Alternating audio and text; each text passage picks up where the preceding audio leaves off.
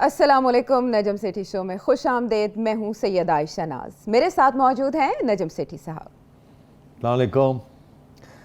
नजम सेठी साहब, government confidence तो हमें बड़ी दिखाई दे रही है। शेख रशीद साहब, फवाद चौधरी साहब, जिनको हमने कल डिस्कस किया प्रोग्राम में, वो बड़े खुश दिखाई दे रहे थे। आपने भी कोई जिक्र किया कि शायद मामला कुछ ठीक हुए हैं।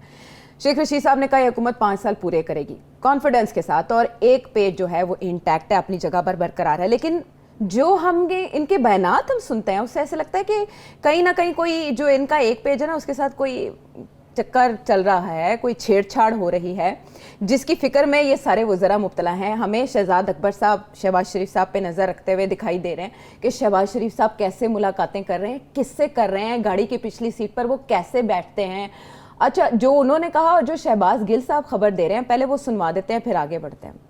जैसे पहले इनकी ऑडियो आई है, इनकी एक और ऑडियो अब आपके सामने होगी, और वो मेरे दोस्त पे है, सहाफ़ी पे, वो कब लाता है कि जो ये कह रहे हैं कि शरीफा ने छड्डो, सानू एक बारी ट्राई करो, तो थान सब ने खोल के सामने फेंके हुए हैं। कटवाना किसी ने अपनी मर्जी का है कि किसकी शेरवानी सिलने का सपना किसने देखना है। ये मामला क्या है, इतनी फिक्र इनको क्यों सता रही है? कोई किसी से भी मिले, अगर इनका एक पेज बरकरार है तो फिर इस पे इतनी फिक्र की क्या जरूरत है? वो इसलिए क्योंकि एक पेज बरकरार नहीं है, सीधी सी बात है। अगर होता तो इतना फिक्र ना होता। और हम तो कब कुछ अरसे से ये कह रहे हैं कि वो पेज, एक पेज छोड़े, वो तो पेज फट गया है। अच्छा, उसकी फाड़ के फेंक दिया गया रबिश में। तो जो लोगों ने फाड़ा है वो अब अलग होके बैठे हुए हैं। ज़्यादातर वो ये है कि वो कहते हैं अब हम न्यूट्रल हो गए, अब सतून नहीं रहे हम इनके। अब इनको परेशानी इस बात की है कि अब खड़े हम कैसे होंगे। अब तो हमारा वज़न इतना है कि हम खुद ही गिर ना जाएं। और इसीलिए मरीम नवाज शरीफ साहिबा कह रही हैं कि अब महीनों की, हफ्तों की बात नहीं है, दिनों की बात है। अब वो ठीक है, वो सियासतदान तो ऐसे ही बात करते हैं। अगर हफ्ते की बात हो तो वो कहते हैं घंटों की बात है। मगर बात यह है कि हालात हुकूमत के बड़े ख़राब हैं। और मईशत की बात मैं नहीं कर रहा, वो तो अपनी जगह पे जो है वो आपको नज़र आ रहा है। बट सतून नहीं रहा इनका। इस्टेब्लिशमेंट ने ये कहा कि जी you are on your own now, आप अपना ख्याल करें अब। तो अब इनको ये डर लगा हुआ है कि अगर ये तो नहीं कि पीछे से इस्टेब्लिशमेंट ने कोई लाइंस ऑफ कम्युनिकेशन खोल दी हैं शरीफ के साथ। और इस वक्त जो सारे तबसरे हो रहे हैं, ये तो अब सबको यकीन हो गया है कि कुछ ना कुछ तो हो ही रहा है।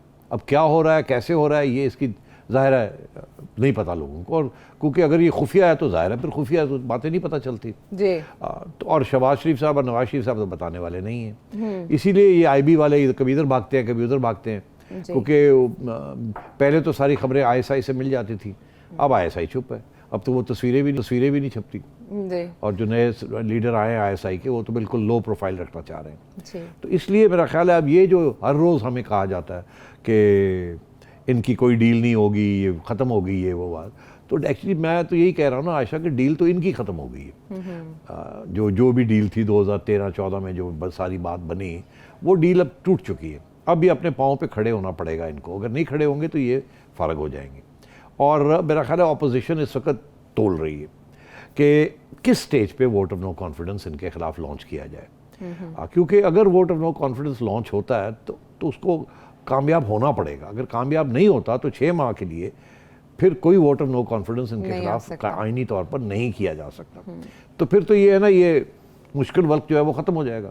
फिर तो वो बैठे रहेंगे, फिर कुछ नहीं होगा। तो इसलिए ऑपोजिशन कहती है कि जिस दिन हम vote of no confidence launch करेंगे, उस वक्त से पहले हम अपने गेम की नंबर्स गेम जो है वो पूरी कर लेंगे जी। अभी सूरत हाल ये है कि इनको 10-15 लोगों की और ज़रूरत है ऑपोजिशन को, और वो इन्हीं के ग्रुप में से आने हैं। वो क्या इनके एलाइज की तरफ से आएंगे या इनके अपने कुछ लोग टूटेंगे, ये सारा मामला इस वक्त गेम में रखा हुआ है। कि लोग बहुत से कांटेक्ट कर रहे हैं ऑपोजिशन को, इनके लोग, मगर जाहिर है कि वो भी जो है वो आखिरी वक्त तक देखेंगे कि हमारी हुकूमत रह रही है या जा रही है। तो उस वक्त ये सारी जो चीज़ें चल रही है ना, एक कि जी डील्स हो रही हैं, ये हो रहा है, वो हो रहा है, मेरा ये यकीन है कि जिस दिन ऑपोजिशन ने vote of no confidence launch कर दिया, उस फिर ये बचते नहीं हैं। और मैं ये यहाँ तक ये भी कह सकता हूँ कि एस्टैब्लिशमेंट ने न्यूट्रल रहना है। अगर वो न्यूट्रल रहेंगे ना, तो ये इतनी इस हुकूमत के ख़िलाफ़ और नफ़रत पैदा हो चुकी है कि इनके जो अपने अलाइज़ हैं वो बहुत परेशान हैं कि अगर इलेक्शन आ जाती है तो हम तो उड़ जाएंगे। और वो तो ऑलरेडी ये सोचों में पड़ गए हैं कि हमारा होगा क्या। तो किसी न किसी स्टेज पे इनको छोड़ के, जैसे ही उनकी बातचीत चलती है ऑपोजिशन के साथ कि हम तो छोड़ने के लिए तैयार हैं, इलेक्शन होंगे, हमें ये बताएं कि हमारा क्या होगा, हमें कोई सीटें मिलेंगी, टिकट मिलेंगे कि नहीं। कुछ लोग जो हैं वो नून लीग की तरफ जा रहे हैं, कुछ लोग जो है वो शायद JUI की तरफ जाएं, कुछ लोग जो है उनका ख्याल है कि अगर हम इंडिपेंडेंट खड़े हो जाएं और हमारे खिलाफ नून लीग पंजाब में अंदर टिकट ना किसी को दे तो फिर हम इंडिपेंडेंट भी खड़े हो सकते हैं। तो सारे लोग तोल रहे हैं सारी चीज़ को। हाँ, लेकिन ये तो हिज मास्टर्स वॉइस होगा ना, जैसे हुक्म होगा वैसे हो जाएगा। हाँ, मगर बात ये है कि अगर नहीं, सपोज हुक्म नहीं होता, अच्छा, पहले क्या होता था? हाँ, पहले ही होता था कि आयशा फ़ोन करती थी कि जी वो वोटिंग होनी है तो जाना चाहिए कि नहीं जाना चाहिए, तो वहाँ से बिल्कुल जाना चाहिए। ठीक है। अच्छा, अब आयशा फ़ोन करेगी तो वहाँ से कहेंगे जी आप जाने, आपका काम जाने, आप जाने आप। तो आप बताओ आयशा, तुम क्या सोचोगी? फिर मैं थोड़ा मूड देखूंगी, मामलात देखूंगी, इशारे देखूंगी। नहीं, इशारे आपने और क्या देखने हैं? हाँ। अगर सतून कहता है मैं अब सतून नहीं रहा, हाँ, तो आप कहेंगे लाला मतलब है गेम ओवर, सर से हाथ उठ गया। अच्छा, अब हम अपना सोचे। हाँ। अब हम जाके बनाएं अपने रिश्ते, जो नए रिश्ते बनाने हैं वो बनाएं, तो वो रिश्ते बनने शुरू हो जाएंगे। अच्छा, तो वो रिश्ते मेरा ख्याल है बनने शुरू हो भी गए हैं। अच्छा, लेकिन सेठी साहब देखें, आपने कहा कि वो न्यूट्रल हो चुके हैं, पेज फाड़ के फेंक दिया गया है। हमने ये देखा भी इस तरह से कि जब डील की बातें हो रही थी, सवाल किया गया, DGI SPR ने उसको सख्ती से मना किया और कहा कि जो डील की बातें कर रहे हैं उनसे पूछें और फौज को इन मामला से बाहर रखें। फिर जब आसिफ अली जरदारी साहब ने कहा कि हमसे फार्मूले पूछे जा रहे हैं, तो आपको पता है क्रेडिबल सोर्स से ये खबर शाया हुई, नाम नहीं बताया गया, कि आप हमें बताएं और इस तरह की जो बेसरोपा बातें होती हैं वो ना किया करें। अंसार अब्बासी साहब की वो स्टोरी थी। अब जब वज़रा शेख रशीद साहब जैसे, फवाद चौधरी साहब जैसे, शहबाज गिल तो चलें उधर की बात है, अगर वो इस तरह की बातें करें और कह रहे किसी से मिल रहे हैं, तो इशारा डायरेक्ट उधर जा रहा है। बिल्कुल। तो सेठी साहब जवाब वहां से नहीं आएगा क्या, या इनके मतलब मुंह बंद करवाना कैसे होंगे? नहीं, देखिए वो तो उन्होंने तो ऑलरेडी कह दिया ना, अब इतना फासला हो चुका है कि अब वो इनको कुछ नहीं कहेंगे। शेख रशीद साहब का भी फासला, कोई किसी को कुछ नहीं कहेगा, बोलते जाएं, करते जाएं, और जब होना होगा तो हो जाएगा। अब इनको समझाने की कोई ज़रूरत नहीं, उन्होंने तो इशारे करने थे दोनों को, क्या मत लें। ऑपोजिशन तो ले नहीं रही, ऑपोजिशन तो बड़ी स्ट्रेट फॉरवर्ड बात करती है। शहबाज शरीफ साहब भी वही बात करते हैं, शायद खाकान भी वही बात करते हैं, मौलाना भी वही बात करते हैं, सारे यही कहते हैं हमें तो जी एक नई इलेक्शन चाहिए और हम कोशिश करेंगे इसको गिराने की, और हमें बस ये एश्योरेंस चाहिए कि इस्टेब्लिशमेंट न्यूट्रल रहेगी, यही कहते हैं ना। तो न्यूट्रलिटी तो हो गई, अब रह क्या गया? नहीं, इलेक्शन तो बुरी सेटअप के बाद ही होंगे ना। हाँ, तो अगर पहले स्टेज पे तो न्यूट्रलिटी हो गई, अब ऑपोजिशन मेरा ख्याल है कि अगर बैठ जाएं, अगर जरदारी साहब और के नुमाइंदे और मियाँ नवाज शरीफ साहब के नुमाइंदे और मौलाना ये बैठ जाएं, तो मेरा ख्याल है कि एक दिन में ये मामला तय हो सकता है कि आगे वोट ऑफ नो कॉन्फिडेंस होगा, उसके बाद किस किस्म की हुकूमत बनेगी, उस हुकूमत के अंदर कौन प्राइम मिनिस्टर बनेगा, वो कितनी देर के लिए रहेगी, क्या इकदाम करेगी, उसके बाद कब इलेक्शन होंगे और उसके बाद पावर शेयरिंग होगी या नहीं होगी। क्योंकि देखिए जब इलेक्शन का वक्त आएगा तो सब इधर उधर हो जाएंगे ना, PDM CDM फारग, बिकॉज PDM के प्लेटफॉर्म के ऊपर तो इलेक्शन नहीं लड़नी, हम हर एक ने अपनी पार्टी के प्लेटफॉर्म पे लड़नी है जी। तो ये उस वक्त तक ये बरकरार रहेगा। तो अब देखना ये है कि एक तरफ तो वो धमकियां दे रहे हैं कि जी 25 फरवरी को लॉन्ग मार्च होगी PDP की, फिर उधर वो कहते हैं मार्च में होगी, तो मेरा तो ख्याल है उससे पहले ही रैप अप हो जाएगा सारा कुछ। अच्छा, उससे पहले रैप अप हो जाएगा, जैसे कि आपने कल फरमाया था कि जनवरी में काम शुरू होगा, तो शुरू उससे पहले रैप अप कब होगा? फरवरी में हो जाएगा? नहीं, मैं ये मुझे क्या पता, मैं तो नहीं रैप अप कर रहा कि मैं तुम्हें बताऊं कि फरवरी में हो जाएगा, या मैं ये आपसे कह रहा हूँ कि आप देखिए ना हवा किस तरफ चल रही है। अच्छा। हर रोज एक ऐसी खबर आती है जो मेरी थियरी है उसको सपोर्ट करती है। मैं एग्जांपल देता हूँ आपको, अब अभी जो डेवलपमेंट्स हो रही हैं हम डिस्कस कर सकते हैं। इलेक्शन कमीशन ने फाइनली बात कर दी ना कि जी वो जो रिपोर्ट है हम उसको खुफिया नहीं रख सकते, ये जो रिक्वेस्ट कर रहे हैं PTI वाले, वो कह रहे हैं हम नहीं कर सकते। इसके बाद जो एक्सपोजर होगा जब वो पूरी बात बाहर आएगी तो PTI की और पिटाई होगी, ठीक है। और ये इलेक्शन कमीशन ने पहले फैसला दिया और पूरी रिपोर्ट भी शाया करने लगे।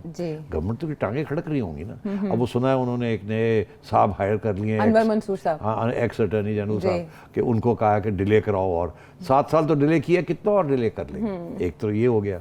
दूसरी तरफ आपने देखा कि आज हाई कोर्ट ने हायर एजुकेशन कमीशन के जिसको निकाला था जी। बनूरी साहब, तारिक बनूरी जी। साहब, उनको रिस्टोर कर दिया। उन्होंने कहा कि जो प्रेसिडेंट ने जो ऑर्डिनेंस पास किया था जिसके तहत इनको निकाला था हायर एजुकेशन, गैर आईनी, हाँ गैर आईनी है, और या उसमें कोई प्रॉब्लम है और इनको रिस्टोर कर दिया। अब आगे जाके क्या होता है, क्योंकि प्रोसीजरल मैटर्स हैं, डिटेल जजमेंट नहीं आई, मगर ये बहुत बड़ा धक्का है, बहुत बड़ा।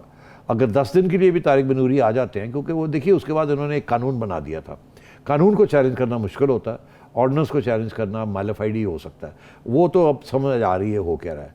मगर उन्होंने टर्म भी 4 साल से 2 साल कर दी, तो अब क्या इसका ये ज़रूरी मतलब नहीं है कि तारिक बनूरी साहब रिस्टोर हो गए और पूरी टर्म कंप्लीट करेंगे, हो सकता है उनकी term he under the new law 2022 तक थी। मगर जो मॉरल विक्ट्री है ना, असली चीज़ तो ये है ना, इखलाकी फतह। हाँ, क्योंकि अब वो गवर्नमेंट की जो एक कानून बनाया था उन्होंने उसको स्ट्राइक डाउन कर दिया ऑर्डिनेंस। तो ये दूसरी बात। तीसरी बात, मरियम नवाज शरीफ साहिबा जी, वो भी डिस्कस कर लेते हैं हाँ। कि वो नैब वाले अभी भी तैयार नहीं हैं। वो हर दफ़ा आते हैं, उनको जज कहता है बोलो ना, तो वो कहते हैं सर वो ये हो गया, अब कहते हैं हमें कोविड हो गया जी। था। अब सोचिए आप, नैब के पूरे इदारे को कोविड हो गया, इसलिए वो अब आके अदालत के अंदर आर्ग्यूमेंट्स नहीं कर सकते। तो अब नैब के पूरे इदारे को भी नहीं, पीएससी के चेयरमैन राना तनवीर साहब को भी हो गया। उधर सब कुछ हो कल गया। आपने उन्हें याद किया था, आज उन्हें कोविड हो गया। तो ये और शायद शहबाज शरीफ साहब को भी कोविड हो जाए, कोई पता है हमें, क्या पता क्या हो रहा है। अभी वो तो वैसे उन्हें हुआ था, हाँ, उनकी पिछले साल, तबीयत पिछले नासाज साल। है, जी। तो वो हो सकता है बेचारे उनको भी कुछ आउट ऑफ एक्शन हो जाए, तो फिर गिल साहब कहेंगे कि वो आउट ऑफ एक्शन नहीं है, वो दरअसल वाइट लैंड क्रूजर की पिछली सीट पे लेट के गायब हो गए। हैट पहन के, हैट पहन शर्लॉक के होम्स। वो हैट उतार देते हैं और लेट जाते हैं और वो गायब हो जाते हैं, खुफिया मुलाकातें करके आ जाते हैं, और शहबाज गिल साहब जो है बड़े परेशान ये सारे दूरबीनें लगा के ऑपोजिशन को या शहबाज शरीफ साहब को देख रहे हैं। हाँ, तो ये इस किस्म की सूरत हाल डेवलप हो रही है, हाँ। तो मजे आ रहे हैं। अच्छा, फवाद चौधरी साहब, ये आपकी बात के ऊपर ही वो कह रहे थे कि जब से हुकूमत आई है, तारीखें दी जाती हैं, कभी कहा जाता है अक्टूबर आखिरी, फिर कहा जाता है दिसंबर आखिरी, फिर कहा जाता है जनवरी, आ गया जनवरी, और अब फिर अगले साल इलेक्शन है। ये कहीं धक्का लगाते बात सेठी साहब इलेक्शन तक तो नहीं चली जाएगी? नहीं, ये किसी ने नहीं ये कहा था, ये बात जो थी ये नवंबर में शुरू हुई थी ना जी, जबकि बहुत बड़ा एक कॉन्फ्रंटेशन और प्रॉब्लम बन चुका था between on the posting of general Faiz and the new appointment of the new DJI. उस वक्त आके ये पेज फटा है ना। ओके। उससे पहले तो बातें थी ना कि बटेगा, ये होगा, वो होगा, ये होना ही होना है, क्योंकि ये जिस तरीके से हुकूमत कर रहे हैं, फौज बदनाम हो रही है, वो बड़े परेशान हैं, ये बातें थी ना। मगर जहाँ आके जिसे कहते हैं ना रप्चर हो गया, वो उस इश्यू के ऊपर हुआ कि क्योंकि काफ़ी बदमज़गी हुई और काफ़ी इंटरव्यूज हुए, वो फिर सब सारे कुछ मामलात हुआ, हुए जो फिर कि पसंद हर नहीं रोज आए। हमें कहा जाता था आज हो रहा है, आज हो रहा है, वो आके बैठ गए, फिर वापस चले गए कराची। बड़ी बेइज्जती हुई है, और ऊपर से बदनामी भी है, क्योंकि इनको सपोर्ट के जो हरकतें ये कर रहे हैं वो सारी बोझ फौज को उठाना पड़ रहा है। जी। तो इस किस्म की बात, उसके बाद हमने ये कहा था कि अब जो है ना क्लॉक, जी। वो टिक टिक टिक टिक टिक शुरू, काउंटडाउन शुरू हो गया। काउंटडाउन शुरू हो गया। बिकॉज एक दफ़ा एतमाद टूट जाए और अगर आप इनकी हरकतें जो देखें जो ये करते जी। हैं वो ठीक ना हो, तो फिर वो सारी बदनामी जाती है रावलपिंडी पलड़े में। हाँ, तो वो तो नहीं तैयार ना। ये इसलिए मैं समझता हूँ कि अब जो गेंद है ना, वो अब ना गवर्नमेंट के पास है, ना एस्टैब्लिशमेंट के पास है, ऑपोजिशन के पास है। अच्छा। ऑपोजिशन कैसे मूव करती है और कब मूव करती है, ये उन पर डिपेंड करता है। हो सकता है कोई ऐसी बातें हैं जो आप और मुझे नहीं पता, या हमें पता है, हम बात नहीं करना चाहते। हाँ हाँ। अच्छा, ये जो बात आप करें कि ऑपोजिशन ने अब ये देखना है, मरियम नवाज साहिबा की बॉडी लैंग्वेज आज क्या थी, मेरा ख्याल है हम वो उनका क्लिप चलाते हैं, वो क्या कह रही थी, उसके बाद बाकियों की बात करेंगे ऑपोजिशन से। जी। जो मैं इनके हालात देख रही हूँ, मुझे ये महीनों और हफ्तों की नहीं, चंद दिनों की बात नजर आ रही है। इमरान खान के स्टेटमेंट्स देखती हूँ और इनके वज़रा के जो स्टेटमेंट्स आते हैं, उससे मुझे ये साफ लगता है इनका जो अंजाम है वो बहुत करीब है। 25 जनवरी को जब पीडीएम बैठेगी, तो आपके ख्याल में जो आज तक नहीं बना पाई पीडीएम, वो अब बना लेगी? मेरा ख्याल है पीडीएम बन भी सकती है। अभी कुछ 1-2 मीटिंग्स होनी है, मेरी इतला के मुताबिक कुछ टॉप लेवल की अंडरस्टैंडिंग्स अभी होनी है। अगर वो हो जाती हैं अगले हफ्ते 10 दिन में, तो फिर शायद पीडीएम वापस आ जाए एज पीडीएम और कुछ जॉइंट फैसला हो जाए। और वो जॉइंट फैसला वोट ऑफ नो कॉन्फिडेंस का ही होगा। और अगर वो अभी नहीं होता, तो इसका ये मतलब है अभी भी कुछ इश्यूज रह गए हैं। अब देखिए ना, अगर आप आसिफ जरदारी हों, तो आप तो ये चाहेंगे ना कि यार मेरी सिंध की गवर्नमेंट को ना हाथ मिलाएं, हमें 1.5 साल और मिल जाए। अब हम इलेक्शन के लिए तैयार नहीं हैं, बिकॉज वहाँ की उनकी कारकर्दगी भी कोई इतनी अच्छी नहीं रही। अब बहरहाल वो शुक्र है कि पीटीआई की कारकर्दगी इतनी अच्छी नहीं रही, तो वो शायद बरकरार रखें। अगर किसी ने गेन किया वहाँ से शायद नून लीग गेन कर ले कराची के अंदर, या JUI गेन कर ले, PTI तो लूज़ करेगी। क्या पीपल्स पार्टी पिकअप करेगी वो सीट्स जो कि PTI ने पिकअप की थी? वी डोंट नो अभी। तो जरदारी साहब तो चाहेंगे कि भाई सेंटर में जो कुछ होना है उसके दो पहलू होने चाहिए जी। पहले ये कि हमें भी कुछ मिलना चाहिए उसमें से, क्या मिलना चाहिए वो भी डिस्कस कर लेते हैं जी। और दूसरा ये कि हमारी हुकूमत सिंध की जो है ना इस वक्त अंदर बड़ी प्रेशर है फ्रॉम फेडरल गवर्नमेंट, वो प्रेशर हटे और हमें कुछ सहूलतें मिलें। फॉर एग्जांपल एक प्रेशर ये है कि जी वो नेशनल फाइनेंस कमीशन अवार्ड में उसको रिवर्स किया जाए, कोई पैसे वापस लिए जाए, और भी छोटे छोटे प्रॉब्लम्स चल रहे हैं। तो सिंध हुकूमत तो यही चाहेगी कि हम 1.5 साल और काट लें या साल और काट लें और हम अपने आप को और मजबूत कर लें, ठीक है, और हमें तंग ना किया जाए और फेडरल गवर्नमेंट सपोर्ट करे जो भी इंटरिम गवर्नमेंट आएगी।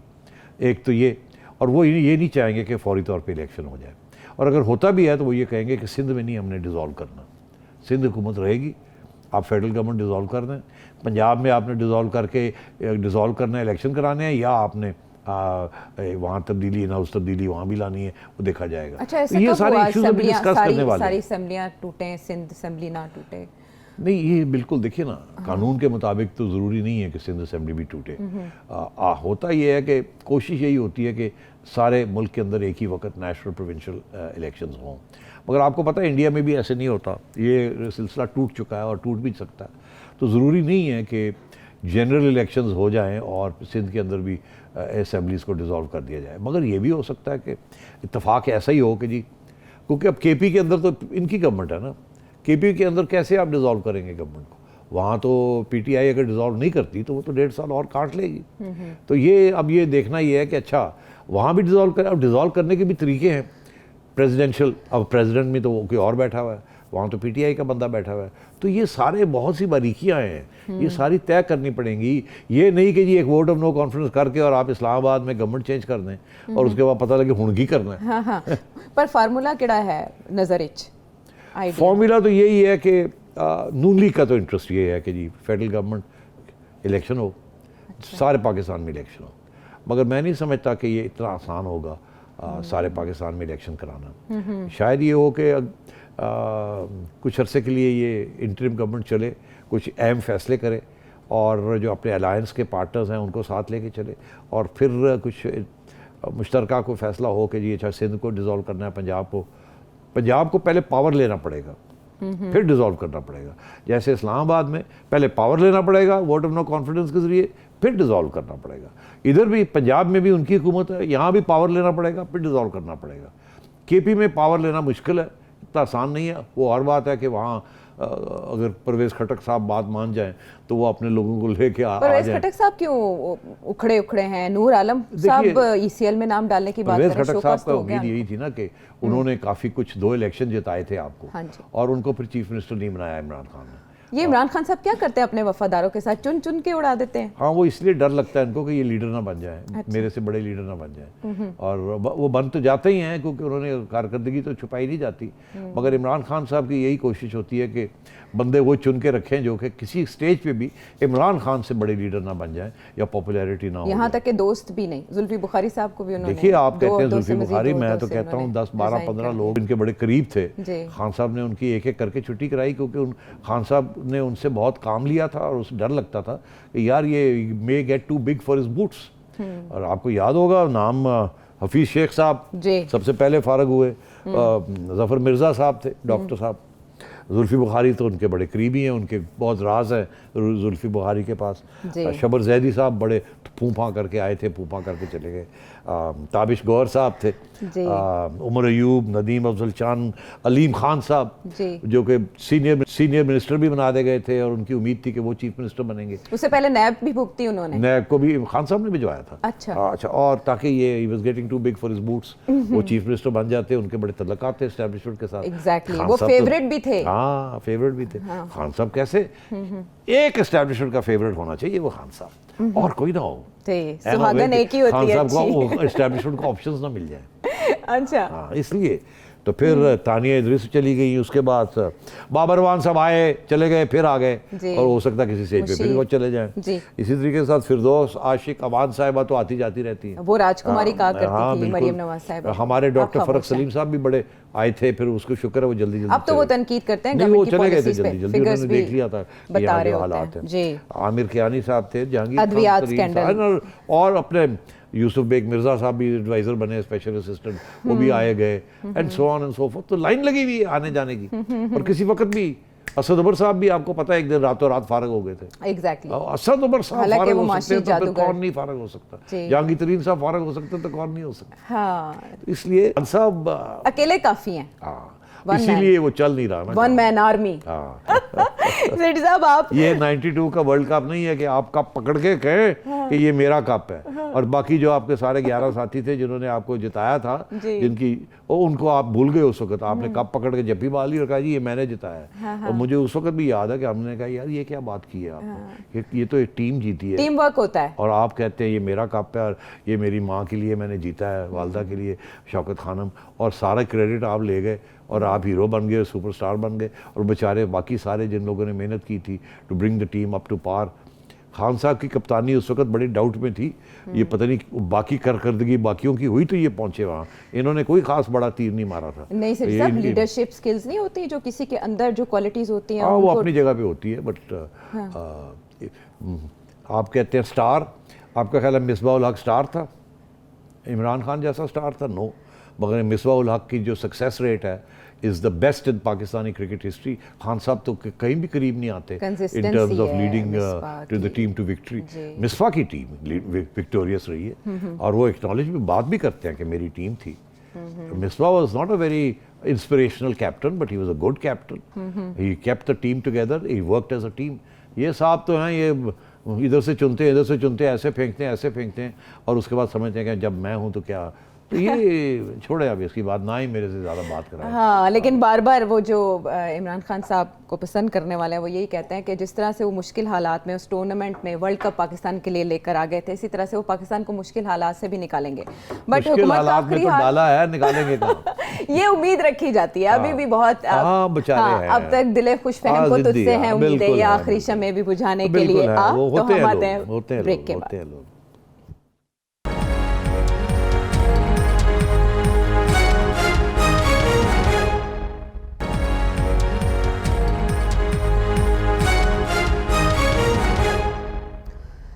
Welcome back to the show. और अब सिटी साहब कुछ अफगानिस्तान के मामलात का तस्करा कर लेते हैं। पाकिस्तान हमेशा से अफगानिस्तान को सपोर्ट करता आया है मुख्तलिफ मामलात में, चाहे वो इंसानी इमदाद, इंसानी हमदर्दी का मामला हो या दीगर मामलात फाइनेंशियल जो अभी दरपेश हैं अफगानिस्तान को। उसके लिए माहिरीन भेजने की बात की गई थी पाकिस्तान की जानिब से टू सपोर्ट देयर सिस्टम। उस पर मौलवी अब्दुल हकीम साहब हैं, वो डिफेंस मिनिस्ट्री ऑफिशियल हैं, वो क्या कह रहे हैं, वो प्रोग्राम में शामिल करेंगे, उस पर फिर आपका टेक। وزیر اعظم د دې هغه پلاس باندې چې کومه دا خبره کیږي چې موږ به افغانستان ته الته مسلکي کدرونه نسته، موږ به مسلکي کدرونه ورواستو وغځی ته. دا خبره د په دوه بنیاد باندې کوي. یو دا چې دلته په داخل د پاکستان کې یو استخباراتي کړي او فوج ده، هغه د حق په یو قسم باندې پلانونه وړي مخته. دوم چې دا یو ملکی حکومت چې د دې پلاس د ایسای پلاس جوړ شوی حکومت ته، په دې باندې دا پیغام ورکوي یو افغانانو ته چې دلته چې کوم ملتپال افغانان دي د هغه او د امارت اسلامي په مابین کې یو خلا پیدا کړي. یو په دې باندې یو مقصد دا ده، او دوم مقصد په دې باندې دا ده چې دلته چې په داخل کې لکه هغه صاحب چې شفیق صاحب چې دغه خبرې ته اشاره وکړله چې په داخل کې دی له مختلفو فشارو سره مخامخ ده، بلکې دغه نتیجې ته رسیدلی ده چې اول ورځ مولانا عبدالرحمن صاحب ویل چې بلکې پاکستان د سقوط په حالت کې ده. نو له دغو څخه له دغو فشارو یا د خپلو هیوادوالو په سترګو کې د خاورې راچولو په خاطر باندې داسې خبرې کوي. सर साहब, अब्दुल हकीम साहब कोई पाकिस्तान में सिस्टम की बात कर रहे हैं और तनकीद का निशाना बना रहे हैं, हम उनकी तरफ मदद का, हमदर्दी का हाथ बढ़ाते हैं और उसके जवाब में उस हुकूमत से हमें ये सुनना पड़ता है जिसके बनाने में किरदार रहा है। देखिए, मैं कुछ अरसे से आपसे कह रहा हूँ कि अफ़गानिस्तान की जो हुकूमत है तालिबान की, जी, वो अंडर बहुत प्रेशर है इंटरनली वहाँ बड़ी एंटी पाकिस्तान सेंटिमेंट है अफ़गानिस्तान में। ये इसमें कोई अब छुपी हुई बात नहीं है। जी, हमने ज़रूर हेल्प की है तालिबान की, जी। हाँ, और तालिबान को हमने पावर में हम लेके आए हैं, सपोर्ट किया। हमारी ये तवक्को थी कि इसलिए ताकि ये तालिबान हुकूमत होगी तो वो हमारे खिलाफ कोई साजिश नहीं होने देगी, क्योंकि हिंदुस्तान बैठ के वहाँ से साजिश कर रहा था हमारे जी। खिलाफ। और ये जो टीटीपी वहाँ घुसपैठिए हैं जो वहाँ बैठे हुए हैं, जो हमारे ऊपर हमले कर रहे हैं, इनको रोकेगी। और जब सूरत हाल ये है कि अब वो नहीं रोक रहे, उनको डर इस बात का है कि अगर उन्होंने टीटीपी वगैरह को रोका और पाकिस्तान की खुली सपोर्ट में आ गए तो वो टीटीपी वगैरह वाले जो हैं वो सारे ज्वाइन कर लेंगे अलकायदा को और दाइश को, और फिर उनके लिए अंदर एक सिविल वॉर की सिचुएशन बन जाएगी, बिकॉज उनके यहाँ भी एक्सट्रीमिस्ट है ना। अब वो एक्सट्रीमिस्ट कहते हैं कि भाई हम तो यहाँ एक किस्म का एजेंडा लेने के आए थे और वो आप तो अब बिल्कुल मुआहदे करने फिर रहे हैं, तो उनके अंदर भी बड़े इश्यूज बने हुए हैं। अब ये जो मौलवी साहब हैं, इन्होंने जो बातें की हैं जी, ये कोई पहली दफ़ा ऐसी बातें नहीं हैं, ये बातें वहाँ हो रही हैं, खा वो हो ड्यूरेंट लाइन के बारे में, खा वो हो फेंसिंग के बारे में, ये सारी बातें हमने डिस्कस की हैं। और अब ये आके खुले आम हमारे पे इल्ज़ाम ये लगा रहे हैं, और काफ़ी संगीन किस्म के उन्होंने बातें की है, इल्ज़ाम लगाए हैं कि जी आप कौन होते हैं हमें एक्सपर्ट्स भेजने वाले। हमारे पास तो हाफ 5 लाख तो एक्सपर्ट्स हमारे पास ऑलरेडी हैं, हम तो अब उनको आहिस्ता आहिस्ता नौकरियां में वापस रिस्टोर कर रहे हैं। हमें तो सिर्फ प्रॉब्लम ये है कि हमारे पैसे अमेरिका ने रोके हुए हैं, हमें मिल जाएं तो हम तो अपना मुल्क चला लेंगे। आप कौन होते हैं हमें एक्सपर्ट्स भेजने वाले? आप अपने मुल्क को चला के दिखाएं हमें अपने एक्सपर्ट्स के ज़रिए। और फिर उन्होंने कहा आपका मुल्क तो चल ही नहीं रहा है। फिर उन्होंने इमरान खान को कहा तुम कौन होते हो, तुम तो प्राइम मिनिस्टर ही नहीं हो, असली इलेक्टेड प्राइम मिनिस्टर नहीं, तुम्हें तो किसी ने एजेंसियों ने बनाया। इस किस्म की बातें वो कर रहे हैं, और तो मतलब काफ़ी अग्रेसिव किस्म की बातें कर रहे हो। तो ये दिल की बातें वहाँ कर रहे हैं, इस किस्म के सेंटिमेंट हैं हमें। अच्छा, हमारी बदकिस्मती ये है कि हमें इस बात का कि सेंटिमेंट्स हैं, मगर हम करें क्या? अगर हम जो पहले वहाँ जो हुकूमत थी वो तो एंटी पाकिस्तान हुकूमत थी, प्रो इंडिया हुकूमत थी जी।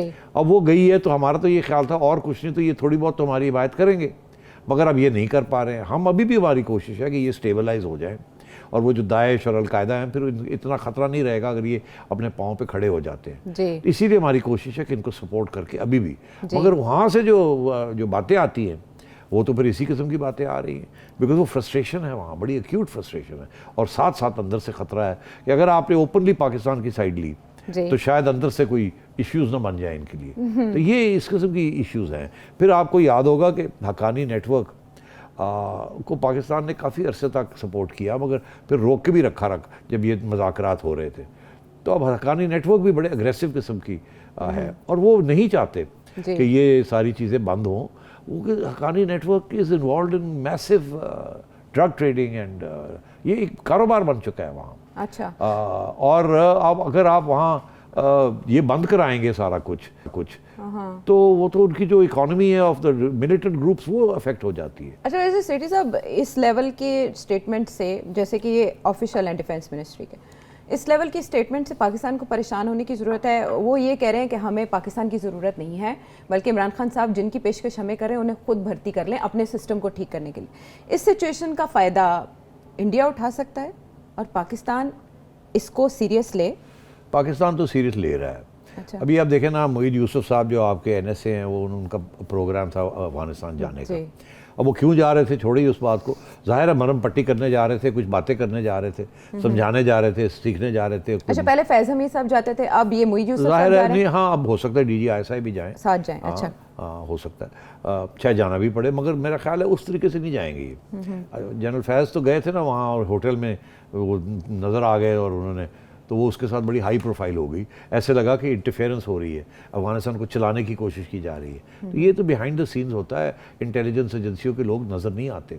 अगर किसी ने जाना होता तो वो फॉरेन मिनिस्टर जाता है, अब NSA भी जा सकते हैं, मगर DG ISI नहीं जाते, बिकॉज वो तो पहले ही इल्ज़ाम आपके लग रहा है कि आपकी एजेंसियाँ जो हैं वो अमेरिका कहता है आपने गड़बड़ की है, अब तालिबान कहने लगे हैं कि आपने हमारे साथ भी हाथ कर दिया है। तो इस किस्म की बातें हो रही हैं। तो अब मोईद यूसुफ साहब नहीं गए, कहते हैं जी मौसम की वजह से, जी मौसम खराब है, मौसम खराब हो गया, कोविड हो जाता लोगों को, वो मिलते नहीं हैं, स्नोफॉल हो भी रही है, कुछ मौसम में खराबी है भी। अच्छा, अब कौन से मौसम में अब इसकी तो इसलिए मेरा ख्याल है कि इश्यूज तो हैं, और मेरा ख्याल है शाह महमूद कुरैशी साहब ने तस्लीम भी किया है कि हमारे इश्यूज चल रहे हैं अफगानिस्तान की हुकूमत के जी। साथ, और मेरा ख्याल है ये उस वक्त तक चलेंगे जब तक अफगानिस्तान की हुकूमत की रिकग्निशन नहीं होगी। वो कहते हैं पाकिस्तान को रिकग्नाइज करो, अब पाकिस्तान रिकग्नाइज नहीं कर सकता, बिकॉज वो कहता है, पाकिस्तान कहता है कि अमेरिका के साथ मिलके, सबके साथ मिलके करेंगे, रूस, चाइना, अमेरिका। जी। एक ने कर दिया और बाकी ने ना किया तो फिर हम कहाँ जाएंगे। तो पिछला एक्सपीरियंस भी तो है, सिर्फ तीन मुल्कों ने रिकग्नाइज किया था, सऊदी अरेबिया, यूएई और पाकिस्तान ने, बाकी दुनिया ने तालिबान रजीम को रिकग्नाइज ही नहीं किया था 1997 में। तो इसलिए तो उनको भी गुस्सा है इस बात का कि भाई अगर आपने हम सपोर्ट किया, हम आए हैं यहाँ, तो अब हमें रिकग्नाइज करो, हेल्प अस। वो अब पाकिस्तान कहाँ से हेल्प करे, उनकी अपनी लाइन पिटी हुई है। वो तो जो बाइडन तो है, वो तो फ़ोन पे बात नहीं करता आपके इमरान खान साहब एंड सो ऑन, तो वो कैसे रिकग्नाइज करें।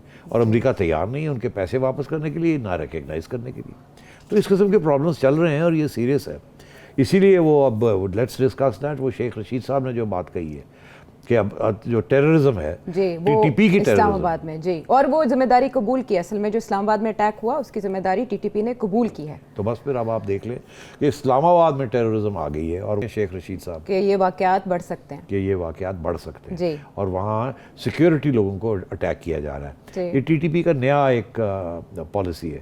पहले वो बच्चों के स्कूलों को, ख़वातीन को, इस किस्म की चीज़ें अटैक करते थे। अब टीटीपी ने ये फैसला किया है कि हम पुलिस और सिक्योरिटी के लोगों को अटैक करेंगे। जी, जी। और वही वो कर रहे हैं। और ऑब्वियसली चाइनीज़ जो चाइनीज़ जहाँ प्रोजेक्ट्स हैं उनको रोकने की कोशिश कर रहे हैं। It become a very serious matter. Chinese are very upset.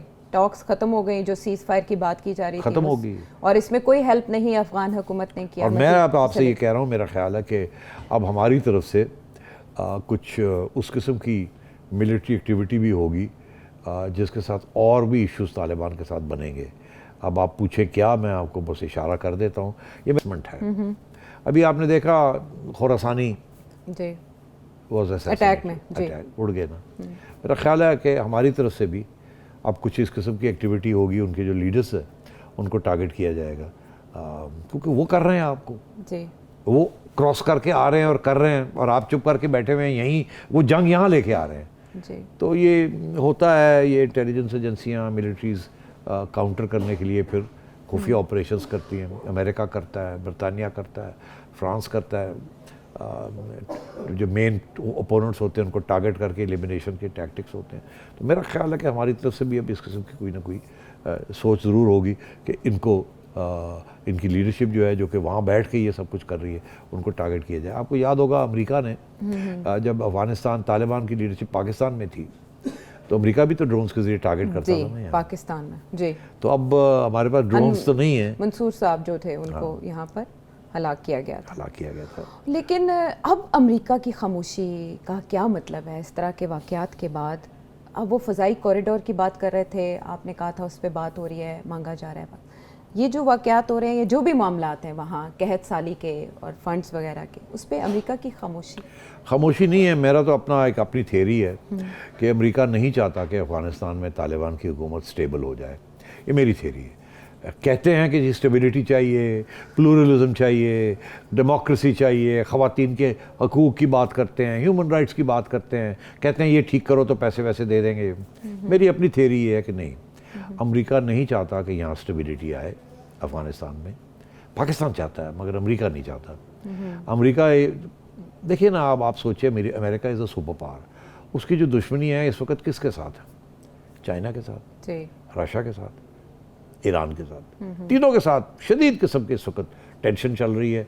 Russia में यूक्रेन के ऊपर, अब कज़ाकिस्तान के अंदर टेररिज्म बढ़ रही है और रशिया ने अपने ट्रूप्स भी भेज दिए हैं कज़ाकिस्तान को डिफेंड करने के लिए। और कज़ाकिस्तान का ये कहना है कि ये जो पीछे जो कि अनरेस्ट है, सिविल अनरेस्ट है, उसके पीछे वो लोग हैं जो कि गुरिल्ला आउटफिट्स हैं, टेररिस्ट हैं जो कि अफ़गानिस्तान में बैठे हैं। ये उनके इल्ज़ाम हैं। उन्होंने रशियन ट्रूप्स मंगवा लिए हैं, पैरा ट्रूपर्स आ गए हैं प्रोटेक्ट करने के लिए, और वहाँ लोग मारे जा रहे हैं, क्रश किया जा रहा है। तो इसी तरीके के साथ अमेरिका की बहुत बड़ी कैंपेन है अगेंस्ट चाइना, ताइवान को लेके। बिल्कुल, एक तो ताइवान का इशू है, दूसरा ये मुसलमानों का इशू है जिसकी उइगर्स के ऊपर, उसके ऊपर बहुत बड़ी कैंपेन है अमेरिकनों की। ईरान के साथ न्यूक्लियर डील टूट गई है, वो वापस नहीं बरकरार हो रही है। ईरान के सेंट्रीफ्यूजेस जो हैं वो उसको एनरिचमेंट शुरू हुई है, वहाँ इलेक्शन होने जा रहे हैं अमेरिका की, तो लेकिन अमेरिका के तो इंटरनल मामला बड़े गंभीर हो गए। हाँ, मगर बाइडेन वो साहब इंटरनल मामला तो अपनी जगह पे ना, मगर वो जो उनकी फॉरेन पॉलिसी होती है वो चलती रहती है। वो कहाँ से चलती पेंटागन है, वो चलाता वैसे ही है, चलती है। वो यही तो हम strategic कहते हैं issues कि पाकिस्तान में भी अगर एस्टेब्लिशमेंट चला ले तो क्या मुज़ायका है। तो अब वहाँ की एस्टेब्लिशमेंट जो है वो, मेरा नहीं ख्याल वो चाहेगी कि यहाँ अच्छा। अफगानिस्तान में स्टेबिलिटी हो। वो चाहेंगे यार एक कमाल की जगह है, यहाँ से हम चाइना को भी तंग कर सकते हैं, रूस को भी तंग कर सकते हैं, कजाकिस्तान में भी कर सकते हैं, ईरान को भी डिस्टेबलाइज कर सकते हैं। और कौन करेगा? यही ग्रुप्स जो वहाँ बैठे हुए हैं। तो आज अमेरिका अलकायदा और दाइश के ख़िलाफ़ लड़ाई कर रहा था सीरिया में और इराक़ में, ये ऐन मुमकिन है कि यहाँ खुफिया तौर पे उनको सपोर्ट करे कि जी इनके ख़िलाफ़ आप कार्रवाई करें, रूस में जाएँ, चाइना में जाएँ, इधर जाएँ, उधर जाएँ। तो ये बिल्कुल ऐन मुमकिन है। और अमेरिका को इनसे अब कोई खतरा नहीं है, वहाँ कोई उसामा बिन लादेन नहीं बैठा हुआ। ओके, ISIS भी कोई खतरा नहीं है अमेरिका के लिए? कोई खतरा नहीं है। अगर खतरा है तो रूस को खतरा है और चाइना को खतरा है। तो मैं ये समझता हूँ कि आपने जो सवाल पूछा, मैंने अपनी थियरी आपको दे दी है। मैं तो ये भी समझता हूँ कि अभी एक दिन आएगा, आपको मैंने अभी इशारा किया कि हमारी इंटरवेंशन भी होगी अफगानिस्तान में अपने आप को बचाने के लिए। मैं आपको ये भी कह रहा हूँ कि मुझे ऐसे लगता है कि रशिया भी इंटरवीन करेगा खुफिया तौर पे, जो कि ग्रुप्स वहाँ anti Russia, anti central Asian states के जो खिलाफ जो टेररिस्ट ग्रुप्स वहाँ बैठे हैं, रशिया भी किसी किस्म की एक्टिविटी करेगा उनको एलिमिनेट करने के लिए। ये आज मैं पेशन गोई कर रहा हूँ, अगले साल 1.5 साल में आपको पता चलेगा कि वहाँ से भी कुछ ना कुछ active across the border operations. America हमें तो नहीं ये कॉरिडोर मांग रहा आपसे, क्यों मांग रहा है आपको? अमेरिका क्या वहाँ पैसे फेंकना चाहता है अफगानिस्तान के अंदर? ये कॉरिडोर किस लिए मांग रहा है? चुके हैं पैसे, तो किस लिए मांग रहा है कॉरिडोर? एयरबेस किस लिए मांग रहा है? किस लिए मांग रहा है? किसके खिलाफ? ऑब्वियसली तो विद स्टे देयर, चाइना। तो फिर वही बात हुई ना, China and Russia, Iran and तो फिर वो अफगानिस्तान बिकम्स, ये नहीं कि अमेरिका अफगानिस्तान के खिलाफ है, America might use Afghanistan to foster problems. इसलिए मैं ये कह रहा हूँ कि ये बड़ी कॉम्प्लिकेटेड गेम है, हमें बड़ी परेशानी का बायस है ये हमारे लिए कि अगर ये ऐसे बात बन गई तो उसका फॉल बैक हमारे ऊपर भी होगा। ठीक है, लेकिन हमने तो कभी से फतह करार दिया था अपनी, और हम तो बहुत कुछ करते रहे हैं, हमारे गले पड़ता रहा है। हमने अफगानिस्तान में 20 साल सपोर्ट किया तालिबान को, और आज तालिबान कहते हैं अपना ड्यूरेंट लाइन मानते हैं, टीटीपी को वो बल्कि हुकूमत को ही नहीं मानते, ये हुकूमत तो है ही नहीं। आज कहते हैं हम तो मानते ही नहीं, आपकी तो गवर्नमेंट ही इलीगल है जी। आप होते कौन है हमें कुछ कहने किसी और ने वाले? आपको हम तो लीगल हुकूमत है, हम तो आए हैं अपने, आपको तो बताया गया है यहाँ, आपके यहाँ तो जमहूरियत है ही नहीं, आप क्या बातें करते हैं, ये हमें सुनाया जा रहा है। हाँ, एग्जैक्टली। अच्छा, निचोड़ इस सारी गुफ्तगू का हम यही समझेंगे कि अफगानिस्तान की जो सिचुएशन है वो वक्त के साथ साथ मजीद ख़राब हो सकती है। चांसेस क्या है वो सिटी साहब ने बयान कर दिया। हर कोई अपने अपने मफाद के लिए अफगानिस्तान की सरजमीन को मैदान जंग बनाए हुए है, और इसका नतीजा कौन कौन भुगतेगा ये आने वाला वक्त बताएगा। हम वापस आते हैं एक ब्रेक के बाद।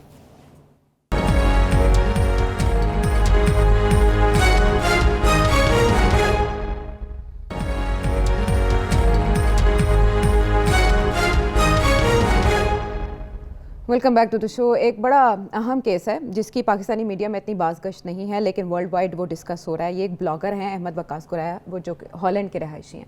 उनको कत्ल करने का एक प्लॉट बनाया गया था और उसके लिए हायर किया गया था एक पाकिस्तानी निजात बरतानवी को, गौहर खान जिनका नाम है। उनको हिटमैन के तौर पर हायर करने के पैसे पाकिस्तान से लॉन्डर किए गए थे, उन्हें सुपारी दी गई थी कि वो जाके हॉलैंड में उनको कत्ल करें। अब ये क्राउन प्रोसिक्यूशन सर्विस को ये सारी डिटेल्स बताई गई हैं, पाकिस्तान में कौन सा बैंक इस मकसद के लिए यूज़ हुआ और मुजम्मिल नाम का शख्स क्या कर रहा था, कैसे उनकी आपस में कम्युनिकेशन हुई। ये केस पाकिस्तान के लिए, पाकिस्तानी हुकूमत के लिए किसी मुश्किल का बायस बन सकता है? आयशा, बहुत सेंसिटिव केस है, मगर बिल्कुल बन सकता है, और मेरा ख्याल है बनने जा रहा है। अब ये वकास गुराया साहब का केस आया, और इसमें अब वकास गुराया साहब ने एविडेंस दी कि जी मेरा ख्याल है कि मुझे भी एलिमिनेट करने की कोशिश की जा रही है। ये काफ़ी एक्टिव किस्म ब्लॉगर हैं, और उसमें फिर इन्होंने नेदरलैंड्स की अथॉरिटीज़ को आगाह किया, और फिर स्कॉटलैंड यार्ड को, और to cut a long story short उन्होंने बंदे को पकड़ लिया। बंदे ने कन्फेशन कर दी है। बंदा ये कहता है कि मुझे कॉन्ट्रैक्ट मिला था और मुझे 1 लाख पाउंड मिलने थे, और मेरा उसमें से 5,000 पाउंड पहले मुझे मिल गए कि जाके टिकट लो जाओ वो, और इन्होंने जाके चाकू वाकू ख़रीदा, ये किया वो किया वहाँ, मगर ये ढूंढ नहीं सके गुराया को। गुराया को मेरा ख्याल है पहले से इतला थी कि कुछ इस किस्म की चीज़ होने जा रही है, तो वो गायब हो गए थे, अंडरग्राउंड चले गए थे, और उन्होंने आगाह भी कर दिया था अथॉरिटीज़ को। तो अब ये हुआ ये है कि इसमें अब नाम आने शुरू हो गए हैं और अदालत के अंदर ये जिक्र किया जा रहा है कि ये किसने इनको ऑथराइज़ किया। जी, अब मैं ये कह रहा हूँ कि ये बड़ी ख़तरनाक डेवलपमेंट है, ठीक है। क्योंकि आज ये अगर है ऐसी बात तो कल को और भी कुछ बातें निकल सकती हैं। तो देखिए, आपको याद होगा कि एक इसी किस्म, ऐसा नहीं मगर बहुत सीरियस, बहुत ही ख़तरनाक सऊदी अरेबिया में खशोगी केस हुआ। जमाल खशोगी तुर्की में, अभी आपको तुर्की याद उसको होगा, लेके बैठे हैं। उसको वो अभी तक उनको जी। MBS के गले हजम पड़ा, नहीं हो रहा, हजम नहीं हो वो रहा। गले की हड्डी है। हाँ, तो मेरा ख्याल है इस किस्म की चीज़ें जब किसी बैरूनी मुल्क में जाके होती हैं तो और उसके जो फुटप्रिंट्स हैं वो वापस पूरा आपके अपने मुल्क में सर, बट फुटप्रिंट्स में एक क्लू जो अमीन आसिफ नाम का अकाउंट है जिसके थ्रू ट्रांसफर हुए, वो क्लू है आपके पास क्या? क्लूज तो बड़े हैं मगर कोई फॉलो अप कोई नहीं होने। उसको अरेस्ट करना चाहिए। ऑब्वियसली हम फेटफ की ग्रे लिस्ट पे भी हैं। आप So सही we कह have रही to do हैं, यही something. चीज़ें हमारे गले पड़ती हैं। तो आपने पूछा कि इसके असरात बड़े नेगेटिव हो सकते हैं और इसीलिए इस किस्म की जब ट्रायल्स होती हैं तो जब रिपोर्टिंग भी होती है तो फिर छुपाया जाना मुश्किल है। अब हमारे मीडिया के अंदर भी 2-3 अखबारों ने इसको रिपोर्ट किया है मगर आमतौर पे हम नहीं करते।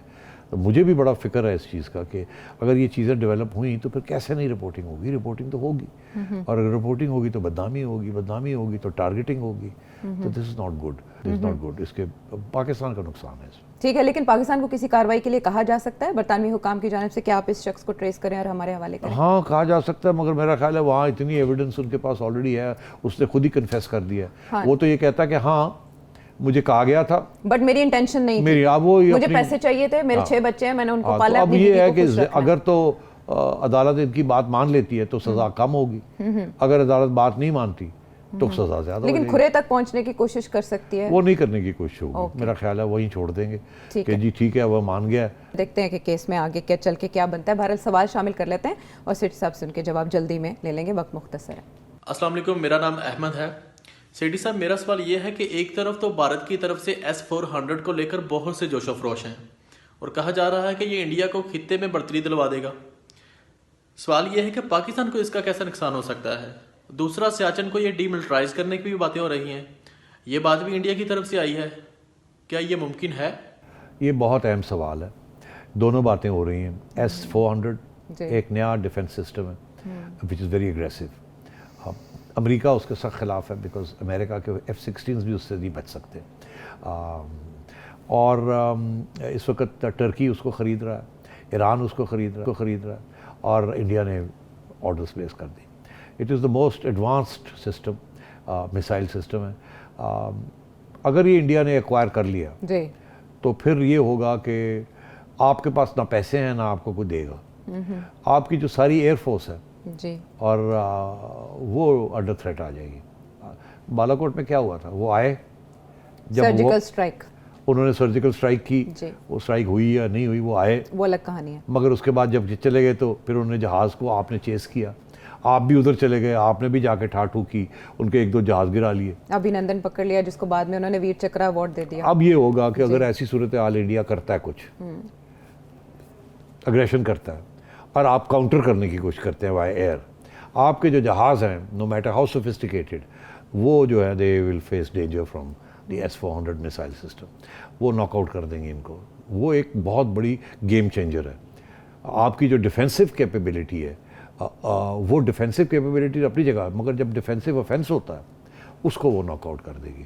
फिर इंडिया के पास एक बहुत बड़ा एक एडवांटेज हो जाएगा, किसी वक्त भी वो आपके ख़िलाफ़ कार्रवाई कर सकते हैं। और अगर आप अपनी एयरफोर्स में के ऊपर आए, आप प्रोटेक्टिव डिफेंस के लिए आएंगे इन एन एग्रेसिव मैनर, तो the S-400 will be very dangerous. इसलिए मैं समझता हूँ ये this is a game changer. दूसरी बात ये है कि सियाचिन, उन्होंने ये बात कही सियाचिन के अंदर भी डीमिलिटराइजेशन के प्लान्स 1989 से चल रहे हैं। सियाचिन की ब्रीफ हिस्ट्री ये है कि पहले कमांडिंग हाइट्स पे पाकिस्तानी बैठे हुए थे। वो विंटर के नीचे जब बर्फबारी होती है तो वो नीचे आ जाते हैं। इंडिया ने उस वक्त जाके वो पोजीशंस ले ली। फिर लड़ाई झगड़े हुए, उसके बाद 89-90 के अंदर डिफेंस सेक्रेटरीज मिले, मोहतरमा के राज था उधर, गांधी राजीव थे और डिफेंस सेक्रेटरीज की बात हुई। फैसला ये हुआ कि डीमिलिटराइज करना है इसको और जो पुरानी पोजीशंस है वहाँ जाना है। ताकि ये इसको नो मैंस लैंड डिक्लेयर कर दिया जाए। मगर आखिर में ये हुआ कि इंडिया ने ये कहा कि ठीक है आप मानते हैं, आप पहले बैठे हुए थे वहाँ, मगर आप ये जो नई पोजीशंस होंगी इसके अंदर एडमिट करें कि हम अब बैठे हुए हैं वहाँ, अच्छा, अब हम वहाँ बैठे हुए हैं और इसको साइन ऑफ करें। तो हमने इसके ऊपर डिफरेंसेस हो गए। उसके बाद क्या हुआ कि वही मामला वहीं ठप रहा, मगर कारगिल हो गया 99 में। जब कारगिल हो गया तो इंडिया ने कहा अब तो हम किसी सूरत में भी ये अब यहाँ से नहीं हिल सकते, बिकॉज वो रिज जो है अगर पाकिस्तान वो कंट्रोल करता है और उसके इरादे वही कारगिल वाले इरादे हैं तो वो श्रीनगर और बड़ा एरिया उसकी जद में आ जाएगा और वो हाईवे काट सकते। अब इंडिया बिल्कुल देने के लिए तैयार नहीं, कोई डील करने के लिए तैयार नहीं। डीमिलिटराइजेशन की बात इसलिए हो रही है, एक तो दोनों का बहुत पैसा खर्च हो रहा है और ये हो रहा है, दूसरी बात ये हो रही है कि ग्लेशियर्स जो हैं, वहाँ जब लड़ाई होती है तो वो ग्लेशियर्स को अफेक्ट करती है, ग्लेशियर्स मेल्ट कर रहे हैं, वहाँ गंद बला जो होता है, हवाई लड़ाई झगड़े जब होते हैं तो वो ग्लेशियर को अफेक्ट करता है, उसके साथ पानी इफेक्ट हो जाता है, इंडिया की क्लाइमेट चेंज का सारा इफेक्ट होता है। तो ये एहसास तो हो गया है।